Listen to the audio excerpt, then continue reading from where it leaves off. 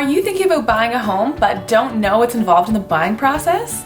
My name is Stephanie Panay and I'm a realtor with Remax Escarpment in the Greater Hamilton area, and today I'm going to teach you guys what's involved in the buying process and how to get through it. So let's jump right in. First of all, as I've mentioned a couple times before, it's great to get pre-qualified for a mortgage. It's pretty important to get that pre-qualification letter from your mortgage lender saying exactly how much you can afford. This is a great place to start your home search because now we know what you can afford. So now we can go find properties within that price range.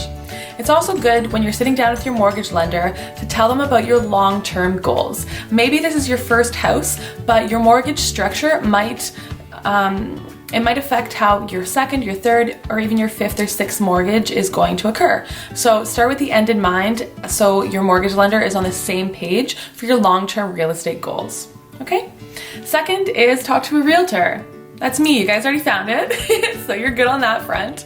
If you live in the Greater Hamilton or Burlington area, finding a realtor is of course very important because you're going to be spending a lot of time with them in the next couple weeks or a couple months. So you want to pick somebody that you know, that you like, and that you trust.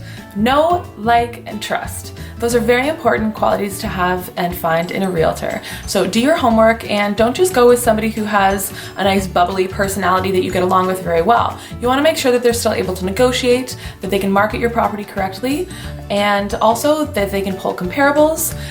There's lots involved in the buying process. You want to know a lot about what they've done in the past. So you can talk to their past buyers. You can even ask them what their sales ratios are. So what was the house listed at and what did they get it at for their buyers? So there's lots of ratios you can ask them. You can ask for testimonials or referrals.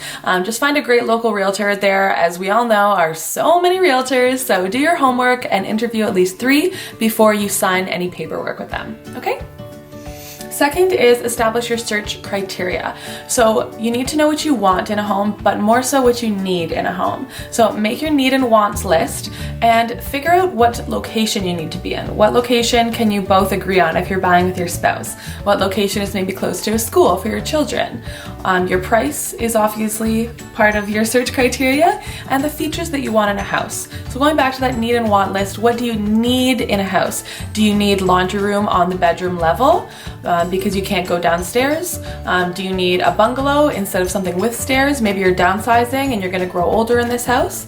So definitely, again, think about the future to establish your search criteria right now, because you don't want to outgrow your house in next year, even in the next couple years. So again, begin with the end in mind. It's a very holistic process here. So after you establish your search criteria, you can do some showings and you can find your ideal property. So your realtor is of course going to help you with this. You're going to contact your realtor once they send you some homes, and the ones that you're interested in, you can go and see. So what I find with my clients is it's the process of elimination. The more homes you see, the better idea you know what you want. Absolutely. So I'm not saying, you're never going to find that perfect property because you're going to keep finding good houses. It's going to come. You just need to fine tune what you don't want. At the beginning, you're going to say, I want this, I want that. But it really, when you come in through properties, you're going to find out very quickly what you don't like in houses, and you're going to more narrow it down.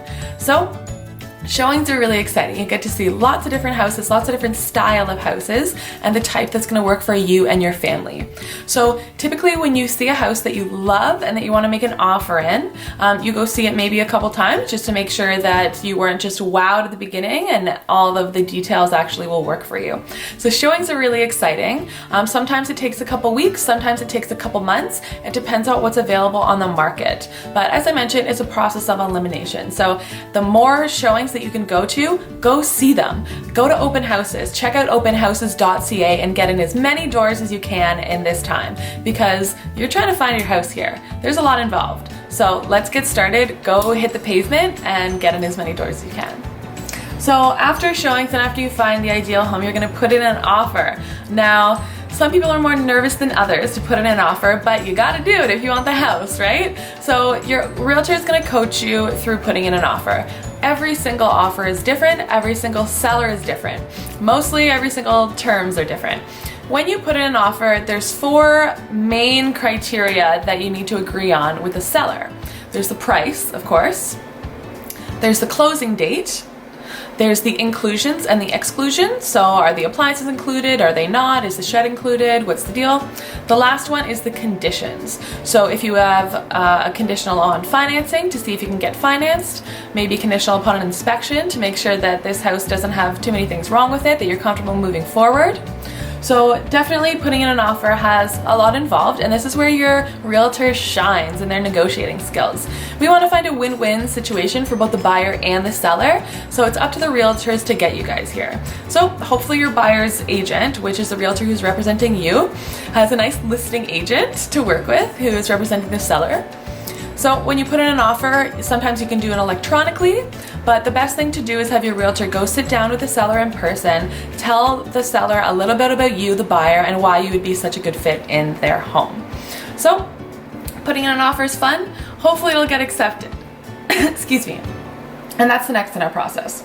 So you have to negotiate. Sometimes the seller, maybe it's a vacant property, the seller might want a shorter closing date. You might need a longer closing date because you need to sell your house. There's so many little things like this during the negotiation process that we need to see eye to eye on, or at least that we need to compromise, right? So negotiating is very, very important. And as I mentioned, this is where your realtor shines. So after they negotiate the terms that you and the seller come to, you might have a conditional offer, which is good, but it's not over yet. Having a conditional offer means that it's a conditional upon the approval of something else. So you're the buyer. Say you need to make sure that you can get the finances for the property. The bank has asked you to give them 5 business days to do the appraisal and to make sure that everything checks out. So we're going to go in with a conditional offer, conditional on financing, meaning that we're asking the seller for 5 business days before we actually say that we really want the property for sure. So during that conditional time, the bank is going to do their homework on you, do their homework on the property, and make sure that you guys are going to have a good financial relationship. So another thing that could be conditional on is inspection. Now, this is pretty interesting because there's still some wiggle room here with the price. For example, say you have an inspection on the property and you've asked the seller for maybe 3 days to do it, or maybe just 1 day because it's a hot market and they don't want to give you longer than 1 day. You can totally do an inspection in a day. Do the inspection in a day, get a qualified home inspector, because remember, in Ontario, anybody can be a home inspector. There's actually no specific license that you need to get. So make sure that you know that you're going with a reputable company. Ask me who I would use. So you go through the home inspection, the place has knob and tube wiring, for example. Maybe it'll cost $5,000 to rewire the whole house. Now, that brings you over your budget.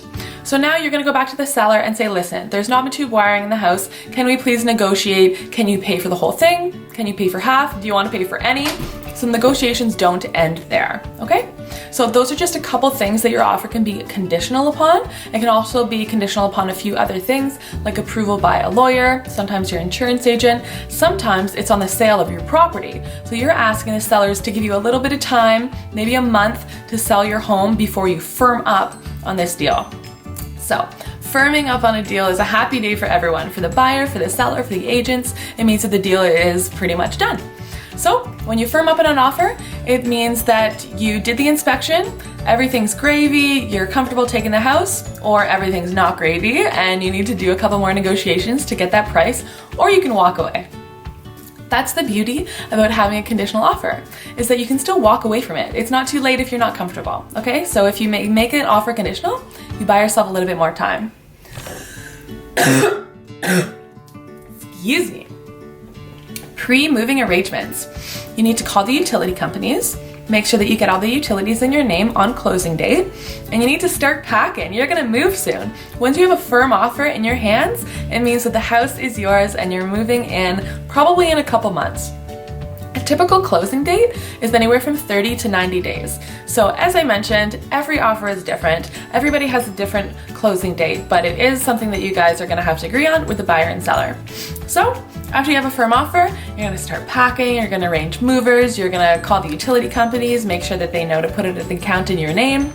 So there's a lot of little pre-moving arrangements, but I do have a moving checklist to help you guys to make sure that you didn't miss anything. Then you can celebrate. On closing day, you move into your new house and hopefully everything goes smoothly. So that's kind of a debrief on what you're getting yourself into in the buying process and buying a house. So please let me know if you would like me to elaborate on anything. I'd be happy to do so. And of course, please let me know if you need a realtor in the Hamilton or Burlington area. I'm here and happy to help. So thanks guys so much for watching this video, and I hope to be in touch with you soon.